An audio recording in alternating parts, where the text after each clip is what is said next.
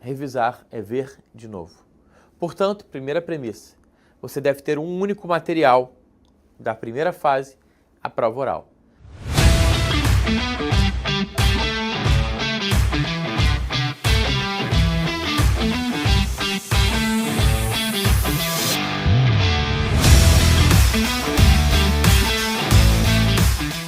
A gente falou que no estudo para concurso, em qualquer estudo, a nossa finalidade é levar as informações que a gente conhece pelos sentidos até o último sentido interior, que é a memória, certo?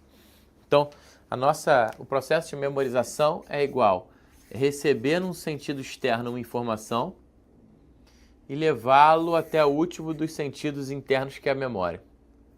Beleza. Qual o sentido externo? Aí tem gente que vai dizer que alguns são visuais e outros são mais auditivos.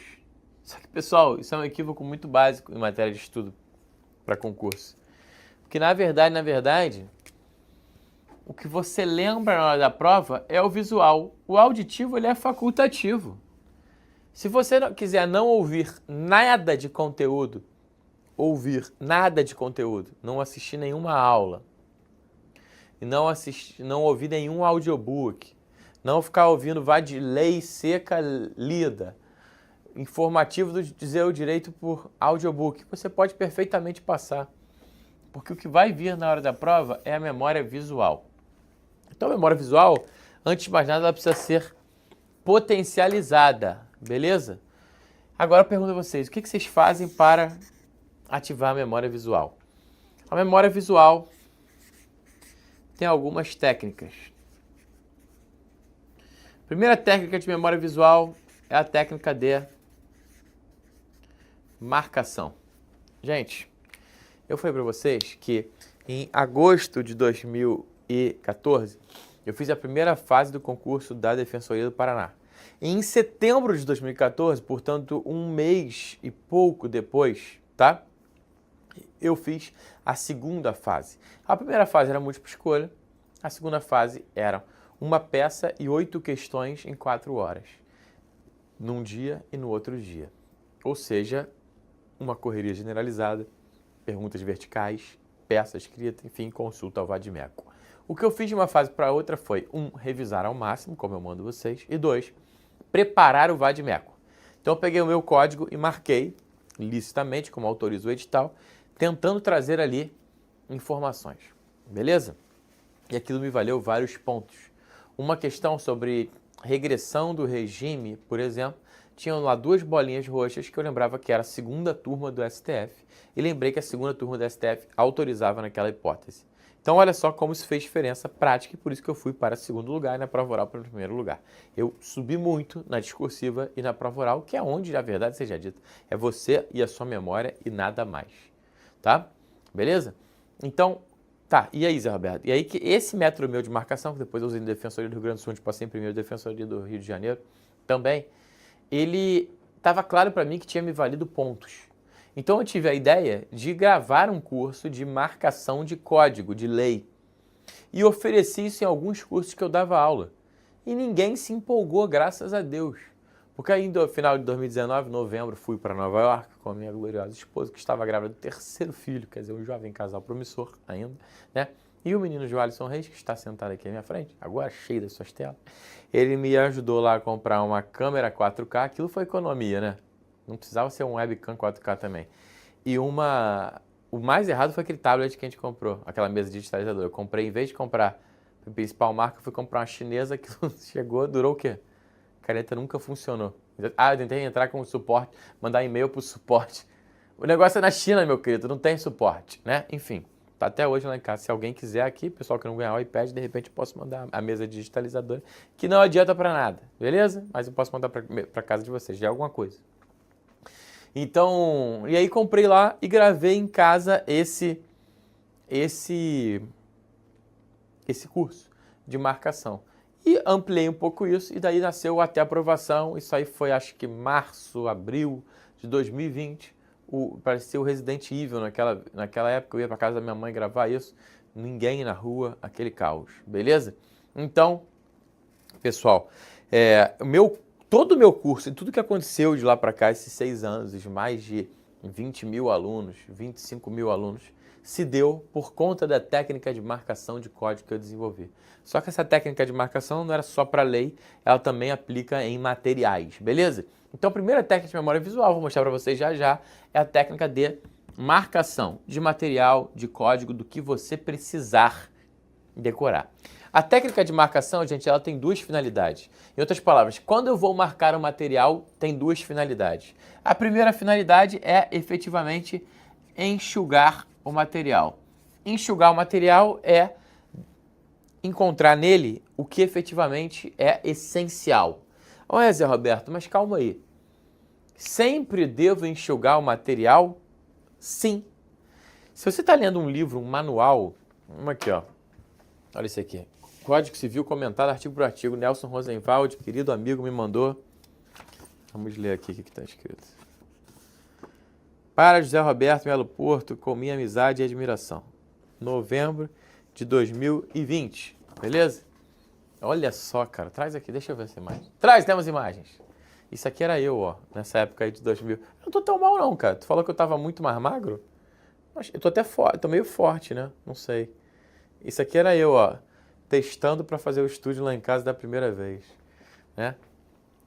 Respeita a nossa história. São muitos anos aqui nessa loucura.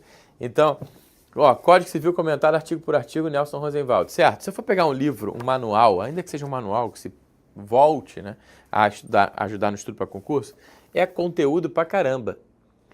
A letra é pequena, tem um monte de coisa. Então é evidente que aqui eu preciso marcar, encontrar o essencial. Quer ver um exemplo? Vou ler totalmente aleatório aqui, tá? Artigo 249. Se o fato puder ser executado por terceiro, será livre ao credor mandá-lo executar à custa do devedor, havendo recuso ou mora, deixe sem prejuízo da indenização cabível. Já viu que o cara falou que ia lá pintar a casa do outro, não foi, ele falou, então vou contratar alguém para pintar a minha casa e você vai pagar. É isso, né? Daqui a pouco vai chegar o quê? Aquele exemplo de faculdade, quem não lembra? Ah, contratou para fazer o vestido de noiva, mas a pessoa sumiu, e aí, né? Só isso, obrigações, direitos e obrigações. Lembram disso na faculdade? Né? Mas sempre o mesmo lenga-lenga de vestido de noiva. O artigo 249, caput, se refere especificamente à mora do devedor nas obrigações de fazer fungíveis. A recusa do devedor faculta ao credor perseguir o adimplemento através da doação de um terceiro no caso de recusa ou mora do devedor. Incumbirado, cada frase dessa tem uma essência. Vamos para a primeira frase? O artigo 249, caput, se refere especificamente à mora do devedor nas obrigações de fazer fungíveis.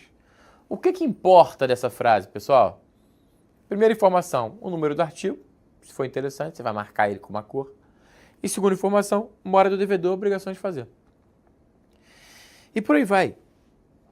Quer ver uma aqui, ó? Aí vem um ponto mais doutrinário. A expressão será livre. Será livre ao credor mandá-lo executar, será livre.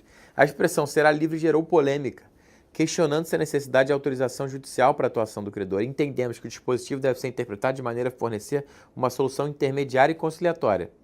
Apenas na hipótese de urgência, nos casos dos quais não há tempo para postular essa providência perante o judiciário, que o credor procede pela própria autoridade. Então, olha só, o que ele falou aqui? Primeiro ponto que eu marcaria, será livre essa expressão. Essa expressão, não precisa marcar a frase. A expressão será livre gerou polêmica, questionando-se a necessidade de autorização judicial. Será livre, eu vou marcar com uma cor de polêmica, de divergência. Então, quando eu bato o olho nessa frase, em vez de ler 1, 2, 3, 4, 15 palavras, eu vou ler será livre com uma cor de divergência. Eu já sei que a frase, a expressão será livre traz divergência. E depois eu vejo aqui, ó, entendemos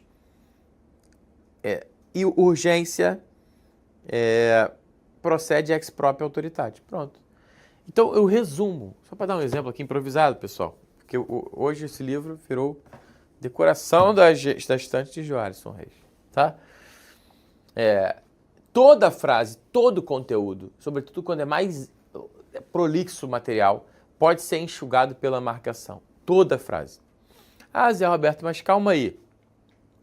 Calma aí. E você não tem os cadernos em poesia da escola que são mais enxutos? Sim. E aí? Também eles podem ser marcados, eu vou mostrar isso para vocês. Qualquer material deve ser enxugado pela marcação. Fechado? Além disso, a marcação serve para criar critérios de memorização. Critérios de memorização. Repara, quando você marca com a técnica, que eu ensino aqui, até a aprovação, que essa técnica funciona, pessoal, para todo mundo da área de saúde, ó, Deise, Isabela, um monte de gente falando aí que é da área de saúde. Essa técnica já foi aprovada para muita gente, que usou para passar para vestibular de medicina, passar para residência, passar em concurso, enfim, tem um aluno de tudo quanto é área. Essa técnica traz critérios também.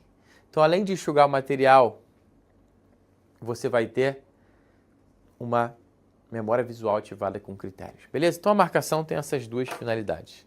Outra técnica, e vamos mostrar na prática já já. Outra técnica de memória visual é o que a gente chama de hierarquização. Gente, vocês já viram um mapa mental? Sim ou não? Digita para mim. Já viram um mapa mental? O mapa mental, gente, ele não traz uma certa paz quando a gente vê? Não dá vontade de sair e comprar um mapa mental? Por quê? Porque ele dá uma organizada. Concordo? Você pega uma informação, dela nascem 2 subinformações, daquela subinformação nascem 3 subinformações e você visualmente enxerga qual informação está dentro de qual tema. Isso traz paz para a gente porque o nosso cérebro gosta de compartimentos organizados. Agora, qual que é o problema? O problema é que, pessoal, percebendo isso, e é natural que a gente queira mapa mental, inclusive várias vezes eu faço aulas aqui com mapas mentais, enquanto eu vou falando, e vamos lá, gente, enquanto eu estou falando aqui, isso aqui é um mapa mental, memória visual, técnicas, 1, marcação, 2, hierarquização, dentro de marcação, enxugar e critérios. Então, organizar visualmente conteúdos é algo que a gente sempre gostou, desde o colégio. Um bom professor fazia um bom quadro, é mais didático ter um bom quadro, concorda? Só que qual que é o erro que as pessoas estão cometendo? O pessoal olha e pensa, o mapa mental me traz paz, o mapa mental organiza as informações, porque sem ele eu acho que é muita informação, beleza. Mas o erro é, vou fazer mapas mentais a partir dos meus materiais. Ou, vou comprar mapas mentais de terceiros para substituir os meus materiais. Só que o mapa mental ele traz um empobrecimento de linguagem, porque você não está lendo, portanto você não vai saber se expressar bem, na hora de uma discursiva, de uma prova oral, por exemplo. Ele traz um empobrecimento de conteúdo, porque invariavelmente ele tem que escolher conteúdos, senão vai ficar extenso demais. Então o mapa mental ele tem vantagens e desvantagens. E além disso, perde um tempo tremendo fazendo novos mapas mentais, quando você deveria estar revisando o seu material. Então vamos lá. O mapa mental, vamos pegar o que ele tem de bom e aplicar no seu material de estudo direto. Isso é exatamente a hierarquização. A técnica da hierarquização é responsável por colocar cada informação dentro da outra informação maior anterior. Então isso a gente faz já também nos cadernos em poesia. Ele já vem hierarquizado. Visualmente você já vê o que está dentro do quê. Isso é um enorme diferencial do nosso material e isso eu já ensinava também desde 2020 a fazer os próprios cadernos de poesia. Gente, toda palestra que eu vou dar, aula que eu vou dar, qualquer coisa que eu anoto sempre no formatação de caderno em poesia que eu vou mostrar para vocês o que é. Por quê? Quando eu bato o olho depois, eu sei quais são os principais tópicos, o que está dentro do que, fica tudo organizado. É mais fácil de aprender e mais fácil de organizar. Recomendo que vocês façam isso sempre, beleza? Então, marcação, hierarquização e os cadernos de poesia. Vamos destacar então essas 2 técnicas de memória visual, marcação e hierarquização sempre. Fechado? Ótimo. E além disso, a gente tem também a questão da memória recente. Porque uma coisa é eu ter uma memória visual, de ativar o meu principal sentido de apreensão, que é a visão, enquanto eu estudo. E aí, facilitando a primeira apreensão do conteúdo e as apreensões subsequentes do conteúdo. O segundo aspecto é memória recente, que é o manter na memória o que eu estudei. Isso aqui se dá por uma técnica fundamental chamada revisão.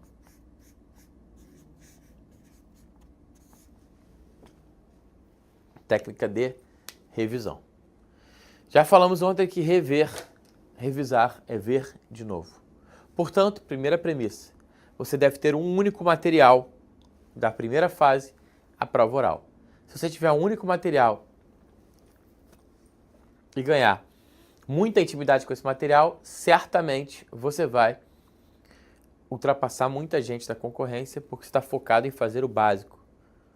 Pegar o material e saber tudo daquele material. Isso é muito melhor do que saber um pouco de vários materiais, beleza? Então rever é, antes de mais nada, ter fidelidade a um único material, antes de mais nada. Ah, Zé Roberto, mas eu tenho aqui um bom material base, decorei o caderno de poesia inteiro, e aí? Não devo ler nada da banca? Não devo pegar uma complementação? Você pode, depois que você souber bem o material base, você pode pegar um material complementar e inseri-lo no material base, que é o que a gente ensina na técnica de complementação. Tem método para fazer isso. Quando você lê uma jurisprudência do STF, do STJ, por exemplo, você vai ter que inserir aquilo dentro do seu material. E eu criei técnicas específicas para isso, para depois, quando você revisar, você potencializar isso com naturalidade. Beleza? Mas o mais importante de tudo é pegar um único material base e decorar. Isso já vai te colocar na briga para qualquer concurso que você queira fazer. E aí, beleza, eu preciso revisar. Então, ao revisar, eu vou ver o mesmo material várias vezes. E eu lembro, em maio de 2020, quando eu contratei uma equipe para organizar os meus conteúdos do Instagram, o primeiro post que saiu, na verdade, o primeiro que saiu foi: você não serve para servir e não merece passar. Que era uma parte de cima era alguém lavando a louça e embaixo era o pessoal aprovado. Beleza, a ideia do serviço público. Mas o segundo era ler, reler e repetir. E eu repeti isso sempre. Ler, reler e repetir. Qual é a técnica? Ler, reler e repetir. A exaustão, o mesmo material. Beleza. Mas como é que se faz isso? Através da revisão. E a revisão eu divido em duas técnicas. A revisão. A primeira chamada técnica de revisão interna e a segunda chamada técnica de revisão externa, beleza? A revisão externa, gente, ela diz respeito a um ponto que o pessoal estava perguntando no começo da live aí, que era o seguinte: quando eu revejo aquela matéria, beleza, Zé Roberto, você mandou estudar Constitucional segunda-feira, mas quando é que eu reviso isso que eu estudei na segunda-feira? Resposta: você vai, segunda-feira Constitucional, peguei e vou avançar. Poder Constituinte, direitos fundamentais, show. Semana seguinte eu faço o quê? Direitos fundamentais, segue. Vai seguindo, controle de constitucionalidade, acabou? O que eu faço na semana seguinte? Volta para o início, Poder Constituinte e por aí vai. Chegou no final, o que acontece? Volta no início. Então a revisão externa ela acontece com naturalidade, organizando as tuas disciplinas no tempo que você tem. Preste atenção, não existe milagre no tema da revisão. Existe tempo dedicado ao estudo. Quanto mais tempo você dedicar, menos tempo você perder, mais revisão você consegue fazer. Esse é o segredo principal da revisão externa. Organizar isso de forma que você consiga rever o máximo de vezes cada material. Beleza? Muito simples, com naturalidade. Não se angustia querendo planejar as suas revisões. Isso é impossível de você controlar. Bota cada dia uma matéria, chegou no final, volta no início, chegou no final, volta no início. Beleza? Muito bem. Agora a revisão interna é o quê? A revisão interna, no fundo, é a aplicação de subtécnicas de memorização. Beleza? Gente, tenho estudado muito sobre memorização para tentar trazer isso para a realidade de um estudante, de um concurseiro. Para você passar em menos tempo, você precisa ter decorado mais coisa que a concorrência em menos tempo. Para você fazer isso, você precisa de técnica. Ponto. Não tem milagre. Não existe gênio no concurso público. Não existe alguém que deu uma lida e lembra na hora da prova em detalhes. Isso é mentira.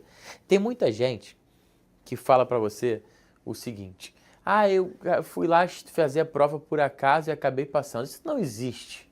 Para passar em concurso público, você tem que querer e querer muito. Já conversamos sobre isso. Beleza? Então, a gente precisa ter técnica de memorização, porque a gente não vai ter muito mais tempo do que a concorrência para estudar. E o nosso amigo aqui pergunta o seguinte: como quebrar essa curva do esquecimento? A curva do esquecimento, que eu já falei, né, é um estudo clássico lá do final do século XIX, e ela vai ser quebrada através do estudo intercalado por revisões externas. Conforme você for vendo, você vai mantendo aquilo aquecido. Zé Roberto, você revisava material e lembrava de tudo? Não. Eu lembrava várias coisas e tinha pontos que eu lia, parecia que eu estava lendo sempre a primeira vez. Até depois de um ano estudando para concurso público, nas vésperas da minha última prova oral, parecia que era a primeira vez. É assim mesmo, ninguém tem uma super memória. Mas batendo, revisando aquilo, você vai perceber que você lembra, sim, senhora, muito mais do que você poderia imaginar. Mas qualquer estudo que você fizer, qualquer leitura que você fizer, qualquer conteúdo que você assistir, você deve aplicar a revisão interna. A revisão interna é uma forma de você se forçar a decorar. Forçar a decorar. Coisa que hoje a gente não faz. Já mostramos na primeira aula que o básico de alguém de hoje em dia é estar desfocado, desatento. Concorda comigo? Um absoluto caos. Um desfoque total. Você hoje não precisa decorar mais nada, você não sabe mais o telefone da tua namorada, você não sabe mais o endereço de ninguém, o CEP de ninguém, você não sabe o CPF de ninguém, porque você tem tudo isso anotado. Minha esposa não sabe meu telefone até hoje, eu acho. Telefone novo, 2019. Os caras me clonaram o celular, mudei de número, a Carol não sabe até hoje meu número. Porque não precisou decorar, concorda? Então, o que a gente precisa fazer se a gente quiser realmente entrar no jogo do concurso público, de qualquer estudo sério? A gente precisa se forçar a decorar. E para isso tem técnica. Então a memorização ela tem algumas técnicas, subtécnicas, que eu vou apresentar para vocês aqui agora, anotem. Primeira técnica é a técnica da associação. Olha, se vocês pegarem os best-sellers de memorização, não recomendo que vocês façam, vocês vão perder um tempo danado lendo isso, é um monte de blá blá blá, vão dizer que o cerne da memorização é associar. O que a nossa memória faz? Associa. Se eu tivesse que revisar a aula de hoje aqui, o que a gente faria? Cara, eu vou associando, eu vou lembrando e criando links. Jornada até aprovação, primeira aula. Problema, constância e disciplina. Aqui a gente desfoca na técnica do apetite irascível e concupiscível, na técnica dos sentidos externos, na técnica dos sentidos internos, na questão dos três pilares do sistema de atenção. Beleza. Segunda aula, rotina de alto rendimento. A rotina, 4 marcos, blocos, matéria por dia, um dia por matéria. Alto rendimento, vimos hoje, qualitativo, quantitativo. Seguimos, memória igual visual e recente. Memória visual, marcação e hierarquização. Recente, revisão interna, revisão externa. Associando, você vai criando um monte de link que vai se ligando sempre ao anterior e fazendo sentido, criando conexões, perfeito, como estão falando aí. Qualquer estudo, pessoal, envolve associação e conexão. Então a gente precisa se forçar a associar o tempo inteiro. Beleza? E isso muita gente não faz. Muita gente sai lendo e lê bastante, mas depois não lembra porque não se forçou a memorizar, não se forçou a associar. Não basta ler, gente, tem que estudar. Estudar é diferente de ler. A gente pode ler um monte de coisa e não ter estudado nada. E esse é o maior risco que você enfrenta se estudar sem técnica. Então, memorização, primeiro ponto, associação. Dentro da associação, tem uma técnica que eu acho fundamental, que é a chamada técnica da retomada. A técnica da retomada passa por estudei um ponto, retomo o anterior. Então, eu li o tópico 1, reviso o tópico 1. Vou para o tópico 2, vejo 1 e 2. Vou para o tópico 3, 1, 2, 3. Vou para o tópico 4, 1, 2, 3, 4. 5, 1, 2, 3, 4, 5. Isso você vai aplicando com seus conteúdos, vou te mostrar já já. Se você retoma, você, 1, associa e 2, garante que você está memorizando. Outra técnica importante é a técnica que eu chamo de panorama geral. Quem já esteve num shopping ou num parque temático e pensou assim, cara, onde eu estou? Estou perdido, onde fica Riachuelo? E aí você acha aquela placa do shopping que bota uma bolinha escrito assim, você está aqui. Esse você está aqui é a técnica do panorama global. Vamos falar a verdade? A gente já leu muita coisa, querendo ou não querendo, certo? Querendo ou não querendo. Só que a gente sai às vezes lendo materiais doidos para terminar e a gente esquece de pensar onde eu estou na matéria. Sabe matéria que deixa isso bem claro para mim? Direito penal. Vocês estudam direito penal? Vocês consideram que vocês dominam a teoria do crime? A maioria dos alunos bate cabeça com isso.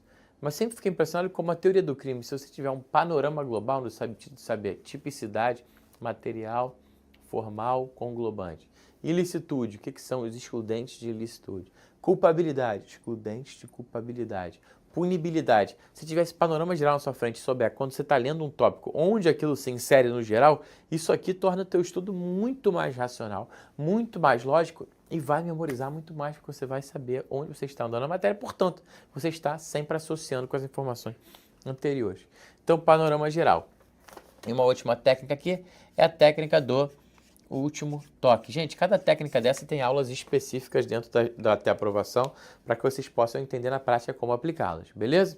A técnica do último toque é o seguinte, gente, a maior tentação que tem de um estudante bom é: terminei o tópico, acabei, fecho o caderno, não quero mais saber de estudo, vou dormir, vou abrir o celular, vou ver um jogo do Flamengo, etc e tal, beleza? Qual que é o problema? O problema é que na hora que você teve contato com uma informação, como eu falava ontem, é como se tivesse um cimento ainda secando. Na hora que o cimento está secando, você consegue ali mexer nele e aquilo vai ficar marcado. Do mesmo jeito, quando a gente está tendo contato com a matéria pela primeira vez, naquele momento ali em que a gente está entrosado com ela, é o momento que vale a pena você dar o último toque. O último toque é o quê? Eu vou dar um retoque final. Eu vou dar aquela última retomada. Fechei o estudo de hoje, eu paro, fecho e penso: o que eu estudei agora, o que eu estudei hoje? E se força a lembrar, porque aquilo, acredite se quiser, está fresco na sua memória e dali em diante você só vai perder informações através da curva do esquecimento. Então aproveita para dar o último toque quando você leu. Não só pula para o próximo tópico, não só fecha a apostila, dá um último toque. É nessa hora que a sua memória está mais fresca e preparada para receber essas informações e retê-la numa memória profunda, uma memória de longo prazo. Beleza? Entendido, pessoal?